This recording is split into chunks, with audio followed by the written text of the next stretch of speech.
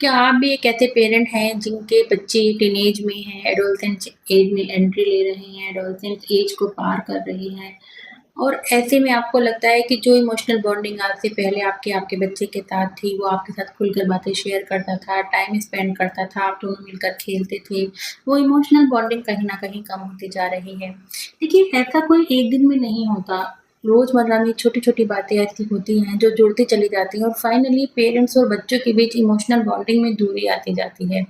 एक तो adolescent age वैसे ही तूफ़ान भरी एज है, इतनी ज़्यादा हार्मोनल चेंज, इतने ज़्यादा बिहेवियर में चेंज, मानसिक तौर पर बदलाव इस उम्र में हो रहे होते हैं, बच्चों की सोच बदल रही होती है, इमोशंस बदल रहे होते हैं और नए-नए आइडियाज़ उनके मन में आ रहे हैं, रोल कन्फ्यूज़न उनमें बढ़ रहा है, आइडेंटिटी क्राइसिस उनमें बढ़ रही है। मतलब बहुत सी अपनी समस्याओं को लेकर एडोलसेंट्स खुद ही जूझ रहे होते हैं अपनी समस्याओं से और ऐसे में पेरेंट्स के साथ भी उनकी जो कनेक्टिविटी है, जो उनका बॉन्डिंग है, वो कम होती जाती है। क्योंकि कहीं न कहीं उनको भी ऐसा फ़ील होता है कि पेरेंट्स उनको समझ नहीं रहे, उनको स्पेस नहीं दे रहे, उनकी फीलिंग्स की कदर नहीं कर रहे या हम अपने पेरेंट्स को कुछ बताएँगे तो शायद वो हमको समझेंगे नहीं। पेरेंट्स ये समझते हैं कि आज से पहले सब कुछ बहुत अच्छा था, हमसे बात भी करता था, पता नहीं अब इसके व्यवहार में इतने क्यों बदलाव हो रहे हैं। आइए जानते हैं कुछ ऐसे कारणों को जो बहुत आज के टाइम में मैटर कर रहे हैं, बहुत रिस्पॉन्सिबल हैं एडोलसेंट्स और उनके पेरेंट्स के बीच इमोशनल बॉन्डिंग को कम होने के। पहला है डिजिटल वॉल। जैसे आप देखिए आज के टाइम में एक ही कमरे में पेरेंट्स बैठे हैं, माता-पिता दोनों बैठे हैं, एडोलसेंट्स बच्चा भी उनके साथ बैठा है, लेकिन दोनों ही मोबाइल में व्यस्त हैं। अगर हम बात करें एक फादर हैं कमरे में बच्चे के साथ बैठे हैं तो वो अपना मोबाइल देख रहे हैं, बच्चा अपना मोबाइल देख रहा है। हो सकता है फादर अपने ऑफ़िस की ईमेल देख रहे हों, व्हाट्सएप पे आए हुए मैसेज देख रहे हों या कोई मूवी देख रहे हों, अपने आप को रिलैक्स करने के लिए कोई गेम खेल रहे हों। उधर बच्चा भी हो सकता है कोई स्कूल का ही प्रोजेक्ट कर रहा हो, फ्रेंड से बात कर रहा हो, व्हाट्सएप पे चैटिंग कर रहा हो, कोई गेम खेल रहा हो या कोई वेब सीरीज़ देख रहा हो। लेकिन दोनों के हाथ में मोबाइल है, दोनों फेस टू फेस कनेक्शन नहीं है, आई कॉन्टैक्ट नहीं है, अगर कोई बात भी हुई आपस में तो उसका आंसर भी बहुत शॉर्ट लेवल पर दिया गया। बच्चे ने कुछ पूछा तो पापा ने हाँ या ना में जवाब दे दिया या पापा ने कुछ पूछा तो बच्चे ने सिर्फ हाँ या ना में जवाब दे दिया। तो इमोशनल बॉन्डिंग बन ही नहीं पाती। कोई बात जिस पर हम एक लंबी बहस कर सकते हैं, लंबी चर्चा कर सकते हैं, डिटेल में उसको एक्सप्लेन कर सकते हैं, जहाँ पर हमारे फेस टू फेस कनेक्शन होंगे, इंटरैक्शन होगा, आई कॉन्टैक्ट होगा, कोई ऐसी बात जिस पर हम दोनों मिलकर हँस सकते हैं, वो सब भी नहीं क्रिएट हो पाता। मतलब एक ही कमरे के अंदर हालाँकि पेरेंट भी हैं और बच्चा भी है, तब भी दोनों के बीच इमोशनल कनेक्शन नहीं बन पा रहा। तो ऐसे में इसके लिए हम क्या करें? यही डिजिटल डिटॉक्स यानी चाहे आप हफ़्ते में 1 दिन ऐसा सेट करें कि आज पूरे दिन मोबाइल नहीं यूज़ होगा। सिर्फ़ कॉल के लिए फ़ोन उठाया जाएगा, रिसीव करने के लिए और कहीं कॉल करना है तो। तो ना तो बच्चे मोबाइल यूज़ करेंगे और ना ही पेरेंट्स मोबाइल यूज़ करेंगे। या आप ये भी कर सकते हैं कि दिन में 15 मिनट नो मोबाइल। डिजिटल डिटॉक्स केवल हम दिन में यूज़ करेंगे और 15 मिनट के लिए यूज़ करेंगे। हम एक साथ डाइनिंग टेबल पर बैठेंगे, एक साथ खाना खाएँगे, एक साथ मूवी देखेंगे, एक साथ बात करेंगे, एक साथ गेम खेलेंगे, कुछ भी लेकिन 15 मिनट का टाइम वो आवर टाइम होगा। हम सब मिलकर बैठेंगे और बात करेंगे। नेक्स्ट है अनस्पोकन इमोशनल वॉल। उदाहरण के तौर पर मानते हैं एक बच्चा है स्कूल से आया और उसका मूड बहुत ख़राब है, स्कूल में कुछ ऐसा हो गया, दोस्त के साथ फाइट हो गई और बहुत मूड ख़राब लेकर वो स्कूल से घर आया है। आते ही उसने अपनी मदर को हर बात बतानी चाहिए लेकिन मदर ने बोल दिया कि अभी मैं बहुत बिज़ी हूँ, थोड़ी देर बाद तुम्हारी बात सुनूँगी। और शाम को जब मदर फ्री हुई उस टाइम बच्चा उस पूरे रूटीन से दिन भर के रूटीन से इतना थक गया कि अब उसकी हिम्मत नहीं है, उसका मन नहीं हुआ अपने मूड क्यों अपसेट था वो सारी बात मदर को बदलने की, बताने की, कहने की। तो किस तरह से इमोशनल बॉन्डिंग बन पाएगी? ना तो मदर जब बच्चे को नीड थी, उसको वो टाइम दे पाई और जब मदर के पास टाइम हुआ तो बच्चे के अब माइंड सेट नहीं है, अब बच्चा इस तरह से तैयार नहीं है कि अपनी मदर को अपनी बात कह सके।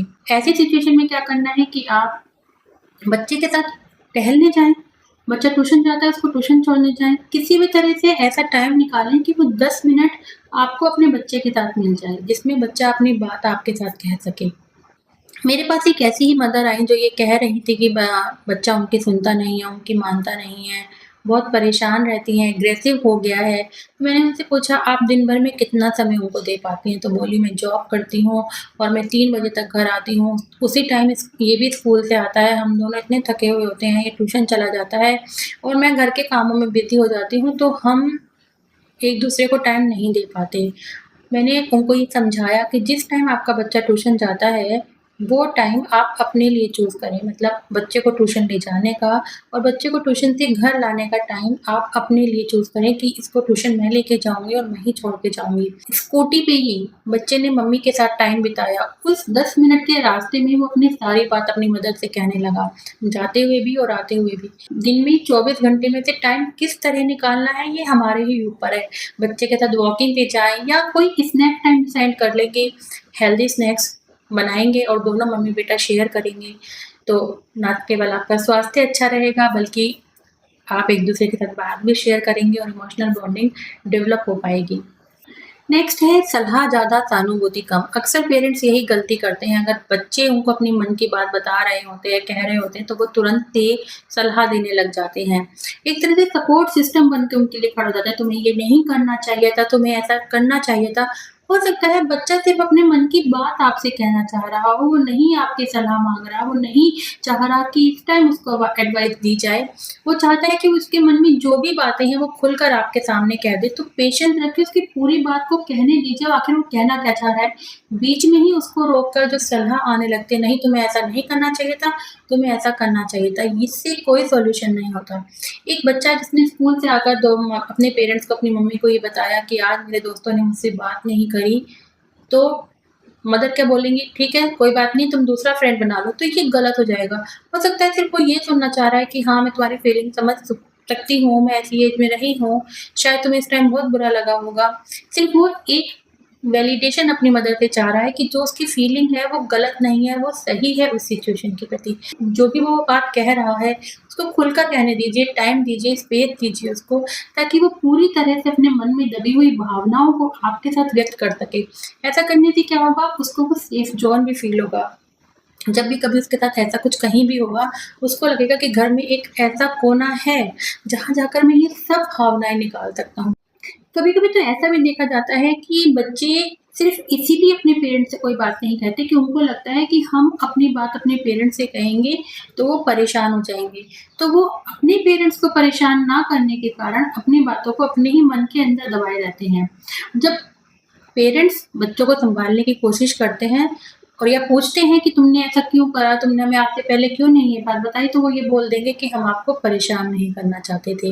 इसीलिए अगर आपकी लाइफ़ में भी प्रॉब्लम है और ऐसी प्रॉब्लम है जिन्हें आप बच्चों के साथ शेयर कर सकते हैं, छोटी-मोटी प्रॉब्लम्स को बच्चों के साथ शेयर कीजिए, ताकि बच्चों भी ये समझें कि पेरेंट्स अपने इमोशन हमसे कहते हैं, हम इम्पोर्टेंट हैं। उसी तरह से हम भी अपने इमोशंस अपने पेरेंट्स के साथ कह सकते हैं। जब आप अपनी छोटी-छोटी प्रॉब्लम बच्चों के साथ करेंगे तो वो अपनी एज के अनुसार, अपने नए माइंड के अनुसार, नई चीज़ों को, वो नई दुनिया को नए तरीके से देख रहे हैं। हो सकता है वो कोई नई राय आपको दें, वो सही भी हो, गलत भी हो, आप मैच्योर हैं, आप डिसाइड कर सकते हैं। इसको फ़ील होगा कि इमोशंस को व्यक्त किस तरह से किया जा सकता है और क्या महत्व है अपनी बातों को अपनों से ही कहने का। आज के टाइम में फैमिली एक ही छत के नीचे रह रही है, लेकिन हर एक कोई अपने लाइफ़स्टाइल में बिज़ी है।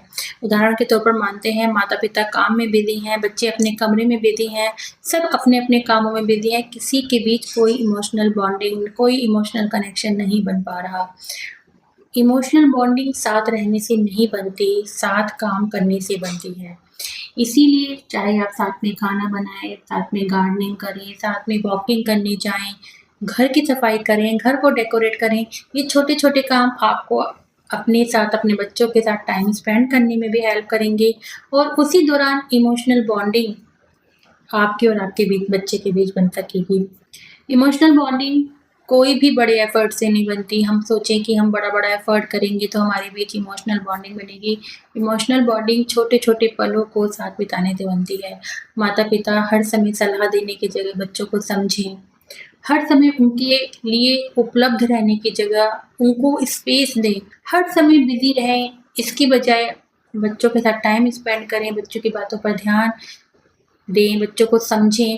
तो इससे क्या होता है, बच्चों का मन खुलने लगता है। वो समझते हैं कि एक सेफ ज़ोन है जहाँ हम अपनी हर बात कह सकते हैं, निडर होकर कह सकते हैं, वहाँ हमें कोई जज नहीं करेगा।